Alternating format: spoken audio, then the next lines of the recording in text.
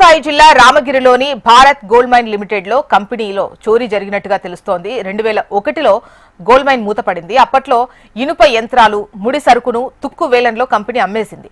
వాటితో పాటు కోట్ల రూపాయల విలువైన బంగారు ముడి ఖనిజాలను తరలించారు. గత ప్రభుత్వ హయాంలో పెద్ద ఎత్తున ముడి ఖనిజం అక్రమంగా ఎత్తుకెళ్లారని స్థానికులన్నారు. అయితే నిన్న రామగిరి బంగారు గనుల ప్రాంతాన్ని మంత్రి కొల్లు రవీంద్ర పరిశీలించారు. ముడి ఖనిజం చోరీపై స్థానికులు మంత్రికి ఫిర్యాదు చేశారు. తుక్కు కంపెనీ యజమానితో పాటు అప్పట్లో అధికార పార్టీ నేతలు, అధికారుల పాత్రపై ఆరా తీశారు. ఇక మైనింగ్ లో జరిగిన అక్రమాలపై మంత్రి కొల్లు రవీంద్ర విచారణకు ఆదేశించినట్టుగా తెలుస్తోంది. అప్పుడు చూసినప్పటికీ ఇప్పుడు చూసినప్పటికి కూడా చాలా తేడా కూడా ఉంది. అప్పుడు బిల్డింగ్లు కానీ ఇవన్నీ కూడా ఉండేది. ఈరోజు చూస్తే మొత్తం బయలు అయిపోయింది. అదేనా కాదా, ఎక్కడికి వెళ్తున్నాం అనేది కూడా నాకు అక్కడ దిగేంత వరకు నాకు కూడా అర్థం కాలేదు. ఆ రకంగా వైఎస్ఆర్ ప్రభుత్వం ఒక్కసారి వాళ్ళకి ఛాన్స్ ఇచ్చిన దానికే ఇక్కడుండే మట్టి, ఇక్కడుండే అదంతా మొత్తం అంతా కూడా దాదాపు 1000 టిప్పర్లు బయటకు కూడా తరలిచ్చారు. బయటకు కూడా టెండర్లు వేసి అమ్మారన్నారు. టెండర్లు వేసి అమ్మింది ఒక ఎత్తు అయితే, దానికి 3 ఇంతులు మట్టితో సహా మొత్తం అంతా తోలి బయటకు అమ్ముకునే విషయాలు కూడా చాలామంది వాళ్ళ పార్టీకి సంబంధించిన వాళ్ళు కూడా కార్మికులు కొంతమంది వచ్చి మన మంత్రి గారికి కూడా తెలియజేశారు. ఇదంతా కూడా మీరు కూడా అధికారులు కూడా చెప్పి ఇది వెంటనే రికవరీ చేయాలని కూడా కోరుకుంటున్నాం. ఆ రోజు కార్మికులందరిపై పోలీస్ స్టేషన్లు కూడా వాళ్ళు కంప్లైంట్ చేస్తే ఆ రోజు ఉన్న స్టేషన్లో ఎవరైతే ఎస్ఐ గారు, సిఐ కానీ ఎవరైతే ఉన్నారో వాళ్ళు కూడా పాపం వీళ్ళని బెదిరించి గట్టిగా సీరియస్గా వాళ్ళు బెదిరిస్తేనే, పోలీసులు కూడా బెదిరిస్తే వాళ్ళు కూడా చున్నంగా ఇంటికి వచ్చింది కూడా పరిస్థితులు మేము కూడా చూసినాం. గత పాలకులు 5 సంవత్సరాలు మొత్తం మైనింగ్ వ్యవస్థనంతా కూడా పూర్తిగా నిర్వీర్యం చేశారు.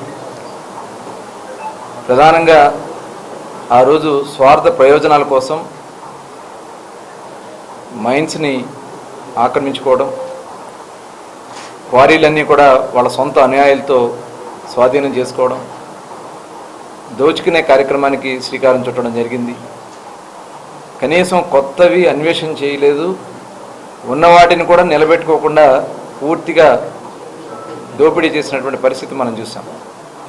ఆ రకంగా నష్టపోయింది రామగిరి ఏదైతే ఇక్కడ గోల్డ్ మైన్ ఉందో.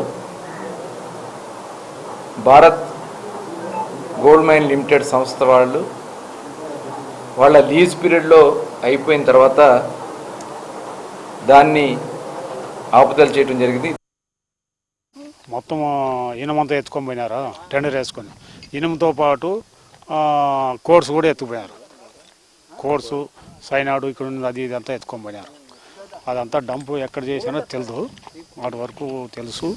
అడ్డుకునే పోతే మేము ఎక్కడైతే సార్ మమ్మల్ని కొట్టేకొస్తే మేమే అంటాం. కోర్సా ఎత్తుకుపోయింటారు సార్, ఒక కనీసం అంటే ఒక 2000-3000 టన్నులు ఎత్తుకుపోయింటారు. గవర్నమెంటే సార్, గవర్నమెంట్ తరఫు టెండర్ వేసి ఎత్తుకొని పోయినది.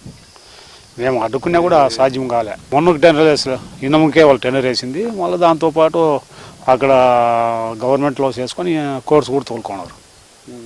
మేము అడ్డుకుంటే మీరంతా లోని పోవాల్సిందేను, మీకు ఏది ఇచ్చేది లేదు, మాకంతా బెదిరించారు. ఇక్కడంతా పోలీసు వాళ్ళు వీళ్ళు వచ్చి అంతా పెట్టి ప్రకాష్ రెడ్డి తగ్గ కూడా ఒక 4-5 తూర్లు పోయినాము.